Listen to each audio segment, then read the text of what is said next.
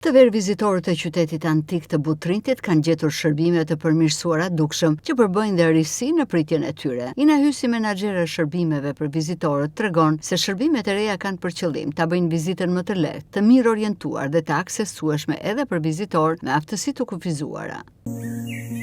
Vlen të përmendim disa risi duke filluar me audioguidat, e cilat fillojnë në gjuhën shqipe dhe gjuhën angleze dhe më vonë do të pasurohet me disa gjuhë të ndryshme që do të jenë në shërbim të vizitorëve.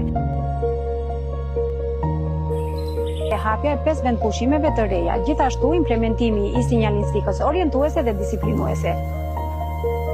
Por ajo që ka vlerë më tepër për të përmendur janë ndërtimi i platformave të ngritura të aksesueshmërisë, të cilat do të bëjnë të mundur vizitueshmërinë deri në 70% të monumenteve nga persona me aftësi të kufizuar. Interesin e vizitorëve ka shtuar aplikimi i audioguidave, fillimisht në 2 gjuhë, shqip dhe anglisht, ndërkohë që ofrohen disa vend pushime të reja dhe është plotësuar sinjalistika orientuese. Me impakt të veçantë në rritjen e vizitueshmërisë janë platformat e ngritura të aksesueshmërisë, që mundësojnë dhe lehtësojnë aksesin në monumente edhe për personat me aftësi të kufizuar.